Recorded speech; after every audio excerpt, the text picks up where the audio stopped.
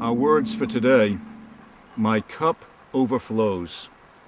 Now, please recall a few sessions back, we looked at the words that I called a pre-commitment to contentment.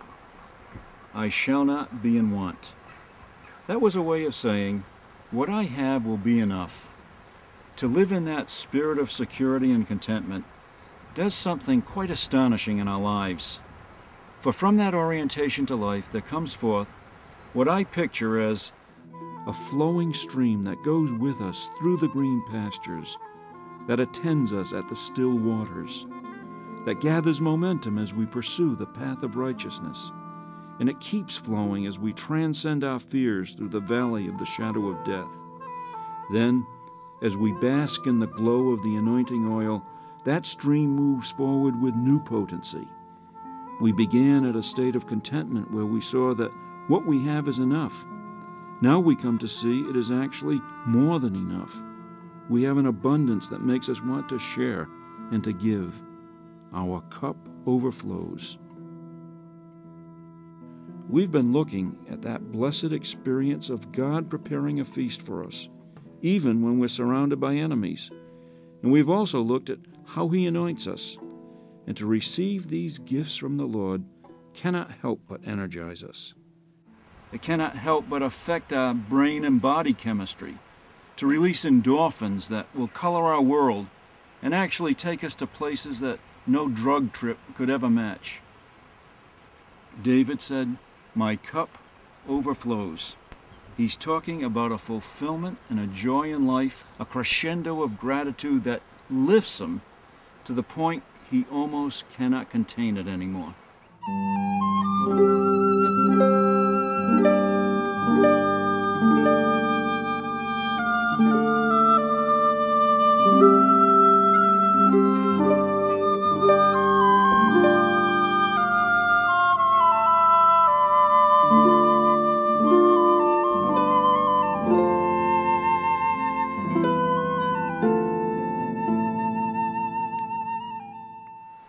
Now, we don't know for sure what particular event might have given rise to this expression, but perhaps it was when he danced before the Ark of the Lord upon its return to Jerusalem. But there's one incident in his life that I love. I always think of it when I think of the cup overflowing. It gives us one of the most insightful windows into David's heart. Even though the event isn't even about David, it's about his three mighty men. But before I read it to you, I need a little help so that we're going to be able to understand it. So my friend Aryeh can give us a little help. Aryeh? Yeah. Come on. Aryeh, we're going to look at the story of David and his three mighty men, and we're going to hear about the cave of Adullam. You just came out of our cave, and the men will go to Bethlehem. Please tell us how far that would be and what were some of the dangers involved? Right. Yeah, it will be around 15 miles. Each way? Each way. And you have to go down first to the valley of Rephaim, which is meaning the valley of the giants. To climb all the way direction to Bethlehem, then to climb to the hill where Bethlehem is. Bethlehem, there is a garrison, Philistines. They are holding, there are walls, there are gates. They have to enter through it to spy to see where the well, or actually this is a cistern, and then wait to the night, go into the cistern, fill the cold water, get out of the gate by night, and make all the way back another 15 miles through the Philistines to arrive to this cave. During harvest time, 3 of the 30 chief men came down to David at the cave of Adullam, while a band of Philistines was encamped in the valley of Rephaim.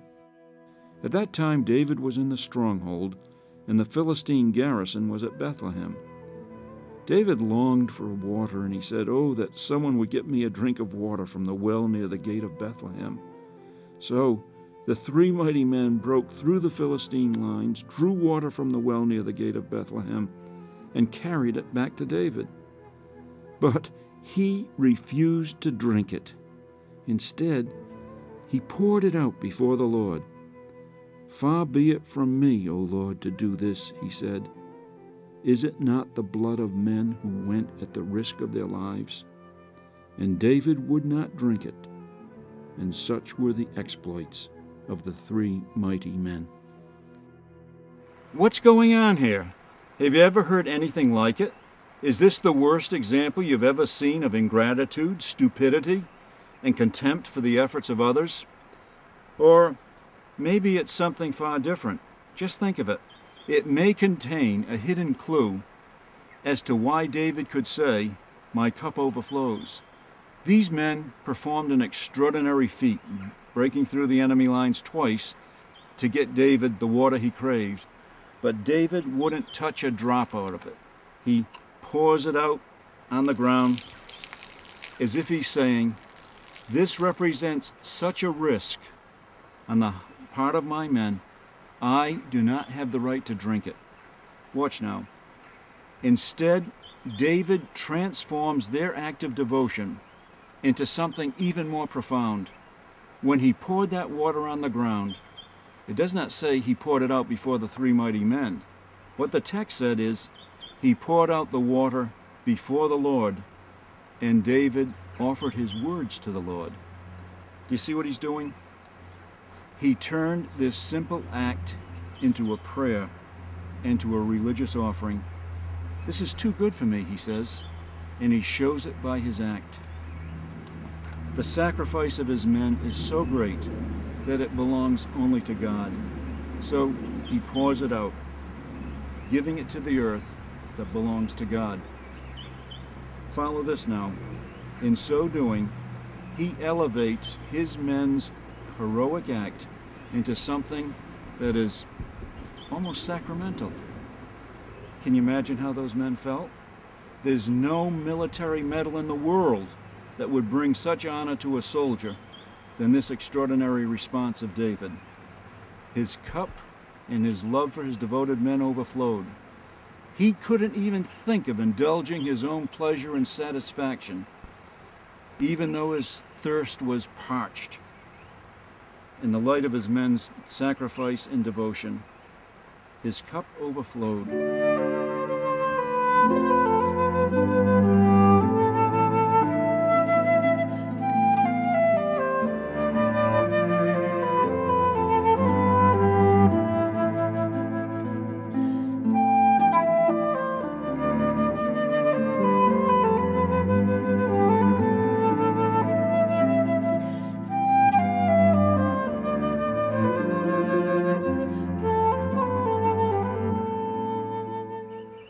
Now I have to tell you, I had a difficult time preparing for this section. If these meditations are for people with cancer, the last thing in the world I want to do is to add to the discomfort of someone in great pain and discouragement, or even try to suggest that they should be ecstatic with joy. Their cup should overflow. But you know, not to explore this could be even more cruel, because this is not a fantasy or a pipe dream. I tell you truly, I've met too many people with advanced cancers who have found that even in their most trying times, there's a fullness that overflows, and that fullness leads them to see that goodness and love are following them every day. That's what we're going to look at in our next meditation.